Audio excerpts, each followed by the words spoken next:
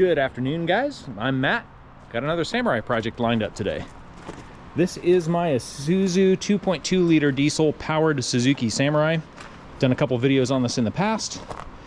You know, when I bought this thing, I kind of bought it with the mentality that, you know, it's cheap, I'll buy it, I'm gonna have some fun with it. If the engine blows or it turns out to be a complete turd, then, you know, we'll yank that engine and do something else with it. But on the trip I took to Paisley, there's a YouTube video out on that, I actually kind of fell in love with it. It gets pretty good fuel economy, and once we removed all the scrap metal from the exhaust manifold, the power is really not that bad. I mean, I think as it was making maybe around 60 or 70 horsepower. Now that I got the scrap metal removed, the turbo working properly, and I turned the fuel up a little bit, it's probably in the 70 to 80 horsepower range. So it's really is not bad. So now that I've decided I kind of like it and I kind of want to keep it, I'm going to do some maintenance on it and try and preserve it just a little bit. First thing, which we're going to do today, is a timing belt. And the reason is this is an interference engine. If the timing belt breaks, the valves will hit the pistons and cause some damage to the engine. I have no idea when the timing belt was last done, or even if it ever has been, so we're definitely going to do that first before we run the engine anymore. We're going to change this alternator out. I rebuilt the one that it came with, the 12SI, because this one has some problem with the voltage regulator. It kind of overcharges. Let's go ahead and tear into this engine and get that timing belt replaced.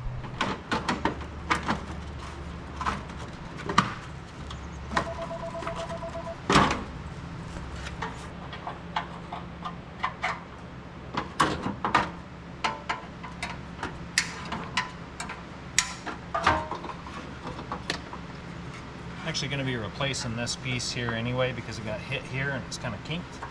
So maybe this will be the last time this thing's on here. I'm gonna have to see if I can improve this fan mount somehow. I hate these through the core mounts because they always end up rubbing through, causing a leak. And like I said, I want to add dual fans on here anyway, so try and take care of that. And then got more janky fab work here. This is our suction side pipe here. It's like, I don't know what this is, it's like 1.25 inches. It's got some welded elbows on it and stuff. I don't know, I just don't trust any of this. None of it.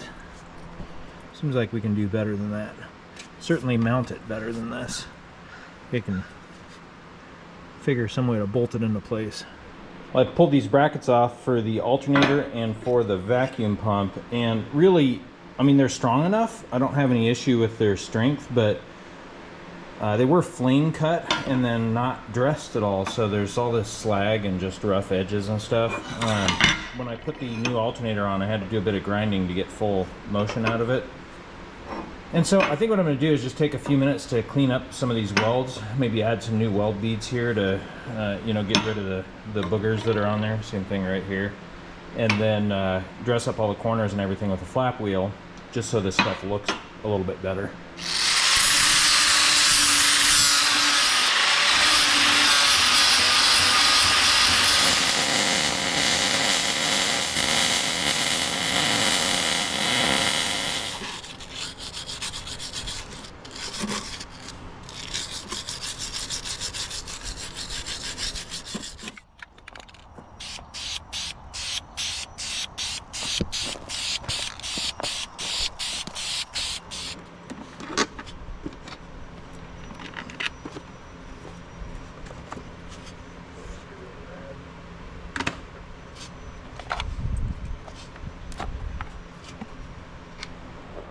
Well, I don't have a manual for this, but most timing belts are pretty similar.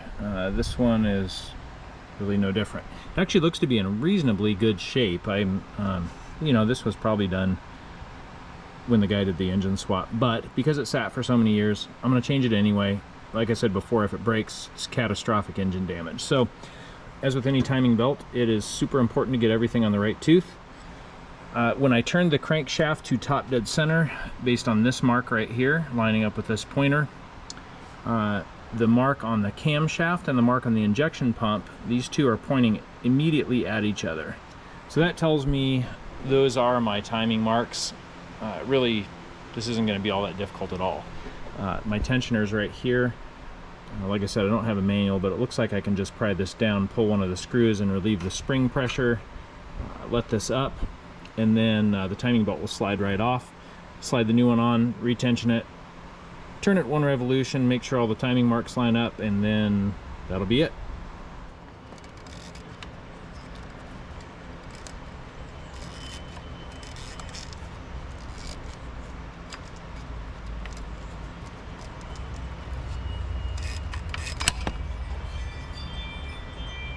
Occasionally, I know some of these timing belts are directional. This one does not have any arrows on it, so we won't worry about that. Not sure how well the timing marks will show up on here, but this shows an example of being 1 tooth off, because if I tension this, these 2 marks are exactly 1 tooth off from each other. So I need to rotate the injection pump 1 tooth this way, and then try it again. Make sure everything lines up, and then rotate the engine 1 revolution. I'll get everything bolted back up on here, and I think we're ready to test fire it. Obviously, I'm not going to let it run for long because there's no water in there, but before I put the radiator and all the stuff back on here, I'd like to fire it up, just in case I got something wrong with the timing belt. So.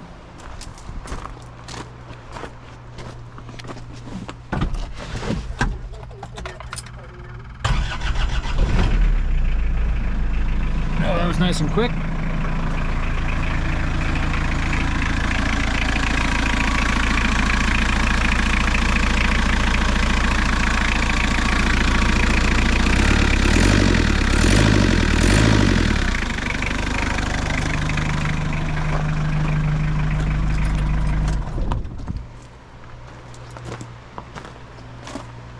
Alright, I'd say that makes the timing belt done. Guess we'll move on to the radiator mount and core support next. I think before I build anything to hold the fans and this radiator, I want to get this top, whatever this is, core support, hood support replaced. This one got hit at some point, not by me, but the whole thing's kind of bowed in right here, and the previous owner cut this out to accommodate the fan. I don't like any of that, and this is a little more than I think I can easily fix. So I ordered a replacement one. Came from India. I was hoping for a good fit, but as is usually the case with aftermarket body panels, this thing's kind of crappy. I've already spent a few minutes straightening it out. There's lots of little dents and dings like that one right there. You know, even those things right there, that's going to require some body filler and some time to actually straighten up before I can paint it. Kind of frustrating, but like I said, kind of par for the course. The other part of that is this doesn't match. These holes right here are not in the same place as that one was. It's actually like this is for a newer Samurai, but you know, there's nothing I can do about it, so I'm gonna make this one work. It's time to get out the grinder and the hammers and stuff like that. All right, guys, I think this is as far as I'm gonna take this video. I pulled the Samurai here in the shop to take advantage of the shade because it's just been brutally hot outside. Really unusual for the Pacific Northwest. But as you can see, I got this hood core support thing mounted. I got the radiator set back in here, and I had a pair of 10-inch fans that I was going to try and fit in here, but they're just too big. I mean, there's no way that I can actually fit both fans in there without cutting out a huge amount of sheet metal or something. So I ordered some 7-inch fans. They're going to be here in a couple of weeks, and when they show up, I'll resume this project. However, I did notice when I pulled the old fan, I just decided to check and see, and I discovered that it was hooked up in a puller configuration, not a pusher.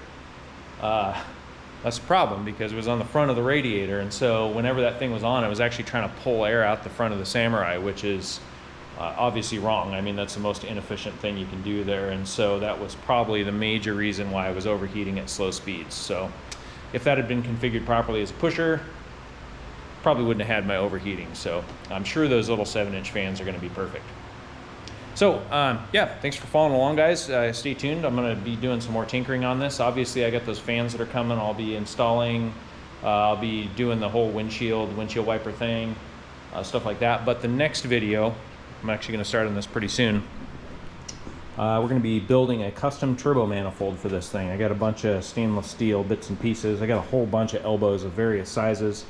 I just CNC cut out this manifold flange and the turbo inlet flange here, and then the turbo exhaust flange, all out of 1/2-inch stainless. And then I got a new turbo right here. This is the one that came with the Samurai. And so, yeah, we're gonna figure out how to shoehorn that thing in there and get rid of all this janky fab work here. So thanks for watching, guys. Stay tuned, and we'll catch you on the next one.